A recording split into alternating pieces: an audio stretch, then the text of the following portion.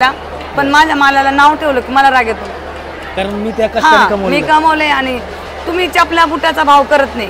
बरोबर. आणि शेतकऱ्याच्या मालाचा भाव केलेला मला आवडत. वा गुड. इथे पण शेतकऱ्याचाच माल विकता आणि मुंबईला आल्यामुळे मी थोडंसं माझं स्वभाव कसं आहे फिरायचे की आपल्याच माल नेऊन आपल्याच मालावरती एवढं क्लिनिंग करून फक्त ग्रीडिंग करता आणि एवढा भाव विकता. मग आपल्याला काय जमत नाही. बाटाच्या शोरूम मध्ये जाता तिथे जे एक प्राइस आहे त्यांनीच घेता. तुम्ही त्यांना का म्हणत नाही 50 रुपये. मला जर कोणी म्हटलं नाही या रेटनी 600 रुपये किलो, हां अर्धा किलो द्या, पाव किलो द्या, मी त्यांना स्वतःहून 5 रुपये कमी करत. पण कोणी जर म्हणलं ना 5 रुपये कमी करता का, मी चालले सॉरी म्हणते, मला आवडत बरोबर नाही. मला अभिमान आहे. मी माझे मिस्टर शेती नव्हते करत, पण मी शेतकऱ्याची मुलगी आहे आणि शेतकऱ्याची सून आहे. माझे सासरे शेती करता. आता मला 4-4 महिने शेतात जायला मिळत नाही, कारण मी ह्या बिझनेस वाढवला आहे आणि शेताच्याच मालावर शेतकऱ्यांनीच प्रक्रिया करायला पाहिजे. मला भीमथडी जत्रेमध्ये आत्तापर्यंत उत्पादन करणाऱ्या महिला की जे वेगवेगळ्या प्रकारचे व्यवसाय करतील किंवा आहेत ह्याच्यातल्या होत्या, परंतु माझ्याबरोबर आहेत कालिंदा जाधव की ज्या स्वतः शेतकरी आहेत आणि त्या शेतकरी नुसत्या शेतकरी नाहीत तर त्यांच्यावर 10 महिला शेतकरी आणि त्यांचं सगळं प्रॉडक्ट जे आपल्या भुसार धान्याचं असेल, घरगुती सगळ्या ओव्यापासून ते मोहरीपर्यंत आणि त्याचबरोबर उडीद डाळीपासून ते वेगवेगळ्या प्रकारच्या मूग, मटकी, हरभरा ज्या काय डाळीपर्यंत सगळं त्या शेतकऱ्यांच्या आहेत आणि त्याच पुण्यातल्या भीमथडी जत्रामध्ये आपल्याला पाहायला मिळते. कालिंदा जाधव मॅडम नमस्कार. काय साधारणपणे तुम्ही कसा बचत गट आहे, कसं उत्पादन करता आणि आत्ता काय काय घेऊन आलात पुण्यामध्ये? सर आमचं 10 महिलांचा बचत गट आहे आणि आता माझ्याकडे सध्या माझं स्वतःचं ब्रँड आहे समर्थ नावाने. समर्थ बट्टी आटा, समर्थ ढोकळा पीठ, समर्थ ओवा, समर्थ म्हणजे ऑल गावरान ओवा आमचं मेन खासियत आहे आमच्या गावातली आणि माझ्या स्टॉलची. तुम्ही ओवा स्वतः उत्पादन करता? हां 8 एकर ओवा आहे आज पण आमच्या शेतामध्ये. पण तुम्ही उत्पादन नाही जिरे नाही, मोहरी अजून काय उत्पादन करता? काळी तूर आमच्याकडे येते, मटकी येते आमच्याकडं, हरभरा येतो, हो चवळी येते आणि कवट आमच्या शेतातले, चिंच शेतातली आहे आणि हे जे आहे ना मूग गावरान मूग आहे, त्याचबरोबर तूर आहे तुमची. हां 500 देतो.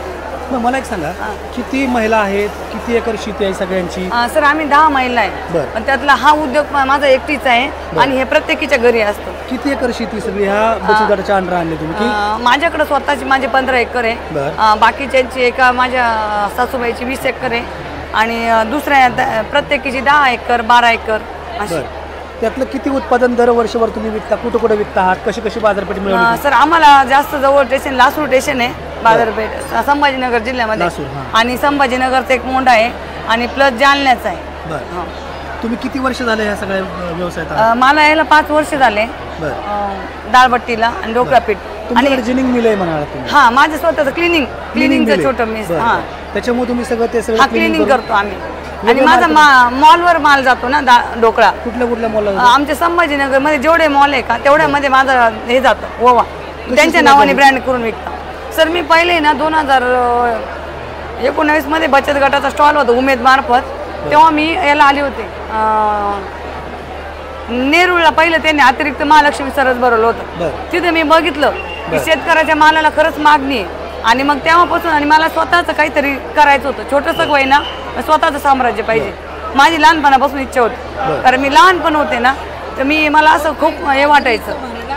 तुम्ही शेती स्वतः करता? हां म्हणजे मी शेती करते ऑल टाईम. माझ्या वडिलांनी शेतकरी म्हणून आणि मिस्टर फोटोग्राफर म्हणून दिलं, पण मला शेती करायची आणि पण शेतीला पैसा लागतो, अतिरिक्त इन्कम पाहिजे म्हणून स्वतःचं बॅनर उभा केलं. ते कसं सुचलं स्वतःच मार्केटिंग करावं? सर मी नेरूळला आले होते ना, तिथं प्रत्येक महिलांचं बघितलं. त्याच्या आधी काय होत होतं? त्याच्या आधी मी शेती करायची आणि मग ते उत्पादन कुठे विकायचं? ते मग हेच मोंढ्याला असं डायरेक्ट त्याला दर खूप कमी मिळायचा आणि मग त्याच्यानंतर सर मला असं वाटलं इथे पण शेतकऱ्याचाच माल विकता आणि मुंबईला आल्यामुळे मी थोडंसं माझं स्वभाव कसं आहे फिरायचे की आपल्याच माल नेऊन आपल्याच मालावरती एवढं क्लिनिंग करून फक्त ग्रीडिंग करता आणि एवढं भाव विकता. मग आपल्याला काय जमत नाही. 150 रुपयाला पाव आहे मॅडम, 600 रुपये किलो. हा जो तुमचा ओवा आहे तो मुंबईमध्ये जास्त चर्चेत असतो, कशामुळे? आमचा गावरान ओवा आहे सर. जो तुम्ही मॉलमध्ये वगैरे घेता ना तो ओवा जाड असतो आणि त्याला स्माईल नसतो, एवढा म्हणावं तसं वास नसतो. या ओवा तुम्ही 2 वर्ष जरी घरात ठेवला तरी याला काही होत नाही.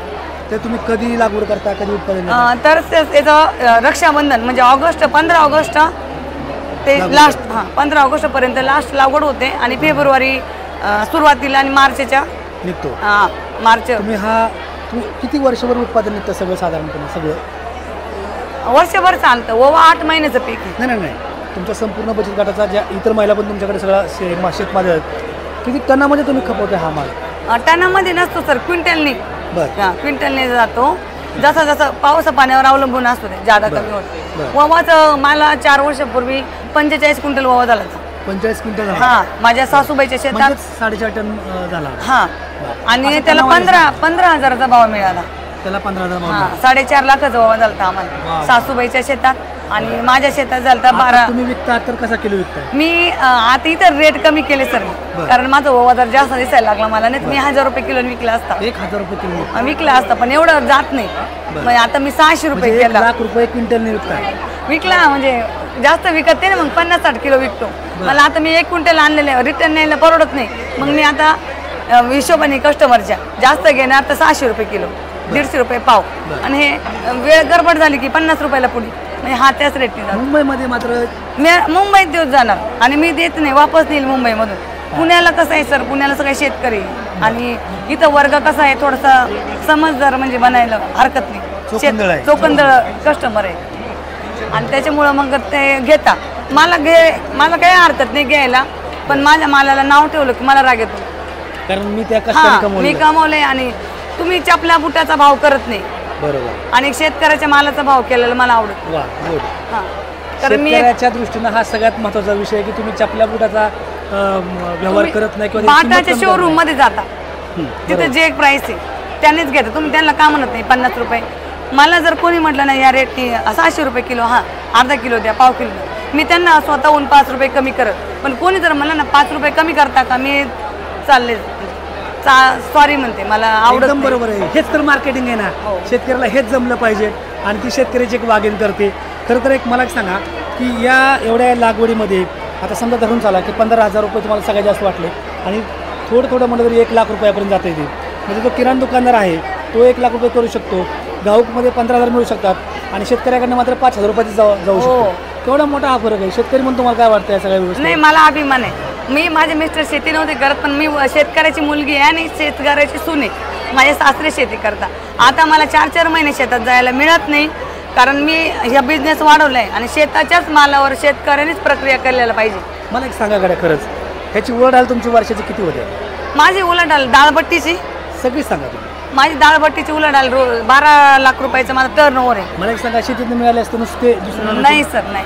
मला शेतीत होतो 20 ते 22 क्विंटल, तेव्हा जातो 10 ते 12 हजार. सासऱ्यांनी किंवा मिस्टरांनी नेला 2 लाख रुपयाचा. 2 लाख रुपयाचा ओवा. आणि तुरी जाते माझ्या, तुरी असतात. असा विकला तर? तो जर विकला तर मग तुम्ही रेट करा, काय भाव विकला म्हणजे त्याचा फायदा होतो. मार्केटिंग केलं की सगळं होतं. हो. आणि पॅकेजिंग, क्लिनिंग. आणि शेतकरी कुठं भाव करतो सर? आता हा माल आहे, हे तुरीची डाळ आहे. ह्याला मी फक्त हे स्टिकर लावले, याला एक रॅपर घेतले आणि त्याला क्लिनिंग केलंय आणि ओरिजिनल प्रक्रिया केली, तर तो मी तो रेटने द्यायला. आणि खरं तर तुमच्यापेक्षा वेगळी प्रक्रिया काय करत नाहीत, काहीच नाही. पण तरी तुमच्यापेक्षा डबल आणि शेतकऱ्यांना जे घाम गाळला आहे त्याच्यापेक्षा डबल पैसे विक्रेता कमवतो, व्यापारी कमवतो. बरोबर आहे. शेतकऱ्यांना जर ठरवलं स्वतःपुरतं पिकवायचं आणि विकताना सुद्धा स्वतःच विकायचं तर काय घडू शकतं हे कालिंदा जाधव या मॅडमनी सांगितलेलं आहे.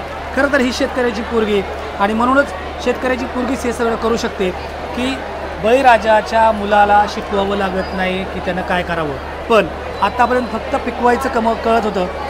शेतकऱ्याच्या पोरी जर पुन्हा विकायला थांबल्या तर काय होऊ शकतं याचं उत्तम उदाहरण म्हणजे कालिंदा जाधव. असा वावा विकला असता तर 5,000 रुपये क्विंटल, सहज बाजारपेठ उपलब्ध झाली 15,000 रुपये क्विंटल. पण याच शेतकऱ्याच्या मुलीनं मुंबईमध्ये 1 लाख रुपये क्विंटलने सुद्धा हा वावा विकलेला आहे. तुम्ही विचार करा, शेतकऱ्याची पोरं मार्केटिंगमध्ये घुसली तर काय होईल.